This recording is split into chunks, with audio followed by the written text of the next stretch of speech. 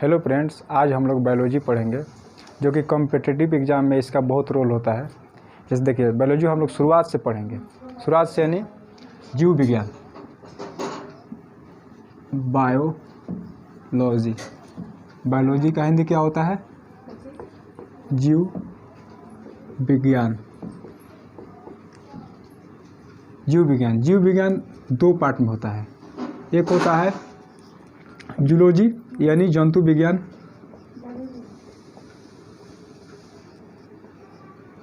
और एक होता है बोटनी यानी होता है वनस्पति विज्ञान। वनस्पति विज्ञान। अब देखिए, जूलॉजी में किस चीज़ का अध्ययन किया जाता है?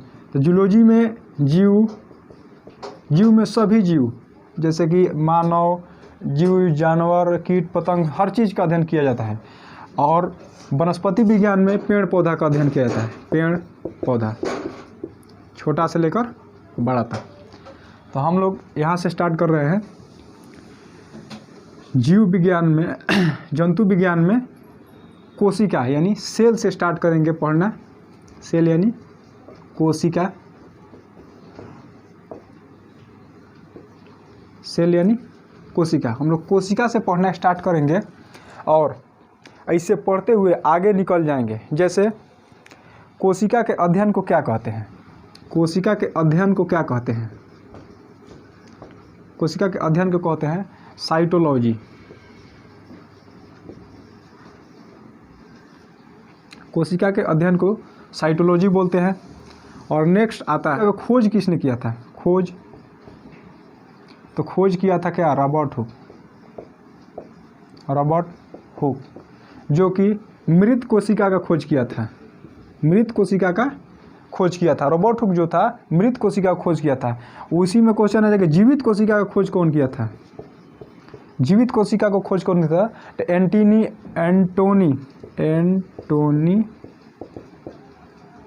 एंटोनी वाल हुक। एंटोनी वाल हॉक। जैसे ये हो गया रॉबर्ट हुक, ये हो गया एंटोनी वाल हॉक। ये किया था मृत कोशिका का खोज, ये किया था जीवित कोशिका का खोज। जैसे हो गया कोशिका का सिद्धांत कौन दिया था? तो स्लाइडेन एंड स्वान। स्लाइडेन एवं स्वान कोशिका का सिद्धांत दिया था। सिद्धांत यानी जानते हैं सिद्धांत। ये लोग तो बता के चला गया कि कोशिका क्या है, ये है कोशिका, लेकिन कोशिका का सिद्धांत किसने दिया कि कोशिका कैसे कैसे बनी है, इसका स्ट्रक्चर क्या है? तो ये स्लाइडेन एंड स्वान दिया था कोशिका का सिद्धांत। अब हम लोग इससे आगे, जैसे देखिए कोशिका का सिद्धांत किसने दिया था? Schleiden and Schwann. Schleiden and Schwann, जैसे देखिए क्या है कोशिका? क्या है कोशिका? कोशिका ये क्या करता है? जैसे ईंट हो गया, मकान बनाते समय जैसे ईंट का हम लोग प्रयोग करते हैं, तो जैसे मकान में ईंट है, उसी प्रकार बॉडी में जो है कोशिका है। जैसे मकान में ईंट है, उसी प्रकार बॉडी में क्या है? कोशिका है। ईंट से क्या बना? दीवार। ईंट से क्या बना? दीवार। आई कोशिका से क्या बना? कोशिका से क्या बना? ऊतक, जिसको हम लोग इंग्लिश में टिश्यू बोलते हैं, टिश्यू। और दीवार से क्या बना? दीवार से क्या बना? जैसे ईंट से बना दीवार, और दीवार से क्या बना? घर यानी कमरा। और ऊतक से क्या बना? ऊतक से मिलकर क्या बना? अंग। ठीक है। और कमरा मिलकर क्या बना? माने 4-5 को कमरा मिलकर क्या बनेगा? तो घर बनेगा। एक घर का निर्माण होगा। और अंग मिलकर क्या बनेगा? तो पूरे शरीर का निर्माण होगा। पूरे शरीर का निर्माण होगा। देखिए कोशिका क्या है? जैसे ईंट मकान में होता है, उसी प्रकार कोशिका है। एक छोटा सा, जैसे कि एक ईंट ये हो गया और एक ईंट ये हो गया और एक ईंट ये हो गया, तभी ना दीवार का निर्माण होगा। यदि एक ईंट ये हो गया, एक यहाँ से जुड़ाई कर दीजिए, एक यहाँ पर कर दीजिए, तो घर का निर्माण, दीवार का निर्माण होगा? नहीं होगा। इसके लिए एक लाइन में जुड़ाई होना चाहिए। उसी प्रकार ये कोशिका से बना है, इससे इसका समूह को क्या होता है, ऊतक, ऊतक से हुआ अंग, अंग से हुआ शरीर, ईंट से हुआ दीवार, दीवार से हुआ कमरा, कमरा से हुआ घर। ठीक है। अब इससे आगे हम लोग क्या करेंगे, जैसे देखिए ओवरऑल पूरे पृथ्वी पर के सबसे बड़ी कोशिका कौन सी है। जैसे हो गया सबसे बड़ी कोशिका, सबसे बड़ी कोशिका कौन है, तो सबसे बड़ी कोशिका जो है शुतुरमुर्ग का अंडा। शुतुरमुर्ग का अंडा जो होता है, शुतुरमुर्ग का अंडा, जो शुतुरमुर्ग का अंडा होता है, जो नारियल का डाब होता है उसी उतना ही साइज में होता है, उसी से साइज का, जैसे उजला उजला उसे पेंट कर दीजिएगा तो एकदम सेम शुतुरमुर्ग का अंडा, जो पीला वाला भाग होता है ना, उसी को कोशिका बोलते हैं। ठीक है। और सबसे छोटी कोशिका ओवरऑल पूरे पृथ्वी पर के, तो सबसे छोटी कोशिका होगा, छोटी कोशिका, सबसे छोटी कोशिका हो जाएगा माइकोप्लाज्मा। क्या? माइकोप्लाज्मा।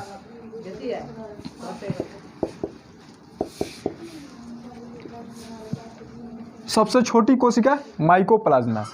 जैसे देखिए अब हम लोग जाने, ये तो पूरे पृथ्वी ओवरऑल हो गया, पूरे पृथ्वी पर का। लेकिन जैसे कि मानव में सबसे बड़ी कोशिका और सबसे छोटी कोशिका कौन सी होती है, तो मानव में सबसे बड़ी कोशिका और सबसे छोटी कोशिका होता है। जैसे देखिए मानव में क्या क्या आता है, मानव में स्त्रीलिंग और पुल्लिंग दोनों आता है, स्त्रीलिंग और पुल्लिंग दोनों आता है, स्त्रीलिंग और पुल्लिंग दोनों आता है, मानव दोनों को बोला जाता है। जैसे देखिए मानव में सबसे बड़ी कोशिका तो ओवरी यानी अंडाणु, ओवरी यानी अंडाणु, जो ये कहाँ पर पाया जाता है, तो स्त्री में पाया जाता है। और सबसे छोटी कोशिका तो स्पर्म, स्पर्म यानी शुक्राणु, शुक्राणु ये पुरुष में पाया जाता है। ये यहाँ पर लिख दीजिएगा, ये पुरुष में पाया जाता है और ये स्त्री में पाया जाता है। ठीक है, ये पुरुष में पाया जाता है और ये स्त्री में पाया जाता है। स्पर्म, स्पर्म यानी शुक्राणु, ये पुरुष में पाया जाता है। और एक होता है न्यूरॉन, न्यूरॉन ये होता है, देखिए ये दिमाग, ये देखिए ये हो गया तो सबसे बड़ा और ये हो गया सबसे छोटा।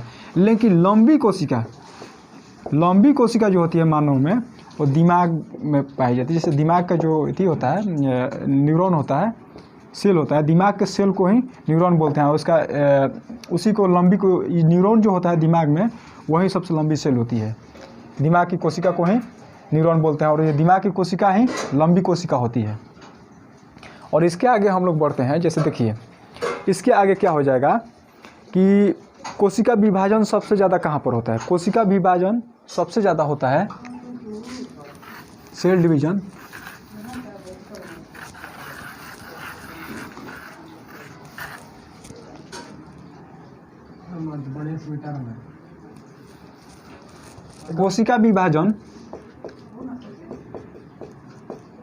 कोशिका विभाजन यानी सेल डिवीजन। देखिए कोशिका विभाजन लीवर में होता है। जैसे लीवर में सबसे ज़्यादा कोशिका विभाजन होता है लीवर।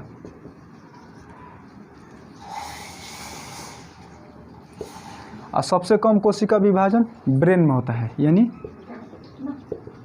न्यूरॉन,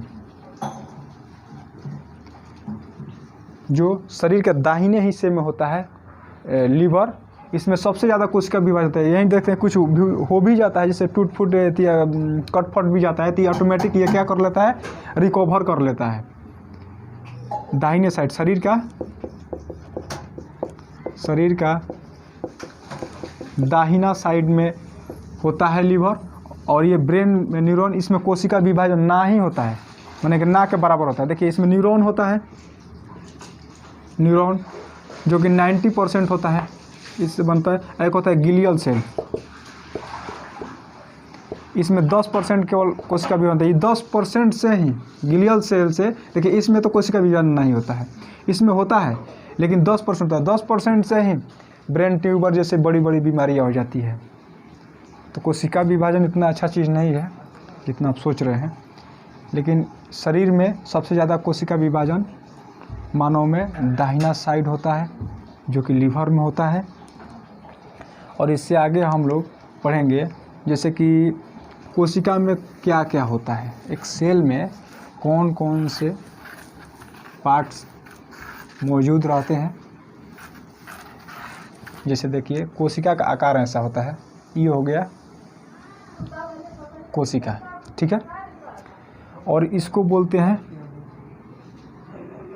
इसको क्या बोलेंगे, इसको बोलेंगे कोशिका भित्ति, कोशिका भित्ति, ठीक है। इसको बोलेंगे, ये जो ई वाला है इसको बोलेंगे क्या, कोशिका भित्ति। और इसमें होता है, इसका कोई नाम है, कोशिका झिल्ली, कोशिका भित्ति, जैसे कि plasma membrane, plasma cell membrane, cell membrane, ये इसी को बोलते हैं प्लाज्मा मेम्ब्रेन।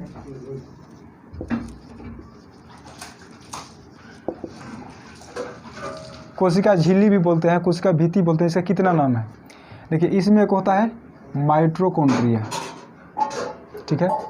इसको कोशिका का पावर हाउस यानी पावर हाउस बोलते हैं, पावर हाउस ऑफ सेल। इसमें क्या होता है, देखिए माइटोकॉन्ड्रिया में क्या होता है कि फेफड़ा द्वारा हीमोग्लोबिन में ऑक्सीजन मिलकर और श्वसन की क्रिया, जैसे श्वसन क्रिया कौन करता है कोशिका में, श्वसन की क्रिया माइटोकॉन्ड्रिया ही करता है। जैसे कि कोशिका थी में मिलकर, जैसे हीमोग्लोबिन में ऑक्सीजन मिलकर ये माइटोकॉन्ड्रिया तक पहुंचता है और ये श्वसन करता है और यही हमको ऊर्जा देता है क्रिस्टी साइकिल द्वारा। इसके बाद होता है जो ये ऊर्जा तैयार किया, तो ऊर्जा ट्रांसफ़र कौन करता है, मान लेते हैं यहाँ का ऊर्जा यहाँ ले जाना है, तो इसे मेहनत करेंगे तभी नहीं यहाँ पर आएगा, लेकिन ट्रांसफ़र कौन करता है, तो गोल्जी बॉडी, गोल्जी बॉडी। और जो पानी हमारे शरीर में जो स्टोर रहता है वो स्टोर कौन करता है सेल में, तो वाइकोल, ठीक है। नया कोशिका का निर्माण कौन करता है, तो सेंट्रोसोम, ठीक है। और कोशिका का क्या बोलते हैं, पिलर किसको बोलते हैं, तो एंडोप्लाज्मिक रेटिकुलम, इसको शॉर्ट में ER बोलते हैं, ठीक है। और ये हो गया राइबोसोम, राइबोसोम में प्रोटीन वोटीन ये सब निर्माण होता है, प्रोटीन रहता है। और एक हो गया लाइसोसोम, ये हो गया मानव कोशिका होता है कोशिका का। जैसे देखिए ये क्या करेगा, ऊर्जा तैयार करेगा और ये ऊर्जा ट्रांसफ़र करता है, ऊर्जा ट्रांसफ़र का काम करता है। ये हो गया माइटोकॉन्ड्रिया, ये माइटोकॉन्ड्रिया ऊर्जा तैयार करेगा। एक गोल्जी बॉडी जो हो गया ऊर्जा ट्रांसफ़र करता है। और ये हो गया वाइकोल जो होता है ये पानी को स्टोरेज करता है। ये जो हो गया नया सेल निर्माण करता है, जिसमें ये ख़राब हो गया तो ये नया सेल निर्माण करेगा। और ये हो गया बिल्डिंग एंडोप्लाज्मिक रेटिकुलम, जैसे कि ये पिलर हो गया, कोशिका का पिलर किसको बोलते हैं, एंडोप्लाज्मिक रेटिकुलम। ये हो गया प्रोटीन निर्माण करता है। ये हो गया लाइसोसोम, जो भी कोई इसमें सही प्रॉपर वर्क नहीं करेगा तो उस पर थोड़ा सा इसमें होता है हाइड्रोलैक्टिक एसिड होता है, जो कि थोड़ा सा भी बिक देगा किसी पर तो ये ख़त्म हो जाता है। तो फिर ये क्या करेगा कि ये इसको आदेश देगा और ये निर्माण कर देगा उसको। तो देखिए ये हो गया क्या, न्यूक्लियस, ये हो गया राइबोसोम, ये हो गया एंडोप्लाज्मिक रेटिकुलम, ये सेंट्रोसोम, ये वाइकोल्स, ये गोल्जी बॉडी, ये माइटोकॉन्ड्रिया, ये लाइसोसोम, ठीक है। यही होता है मानव में कोशिका का पार्ट होता है। इसमें होता है, इसमें क्या होता है, ये जीव द्रव होता है, इसको क्या बोलते हैं, जैसे कि इसमें हो गया, इसमें जीव द्रव होता है।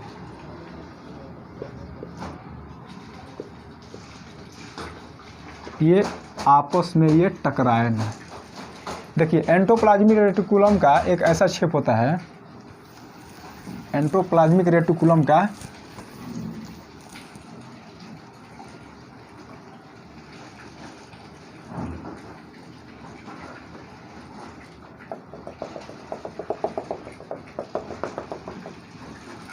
ये हो गया क्या, ये हो गया, ये जो इतिसा है, जो ई जो है ना, इसको बोलते हैं राइबोसोम।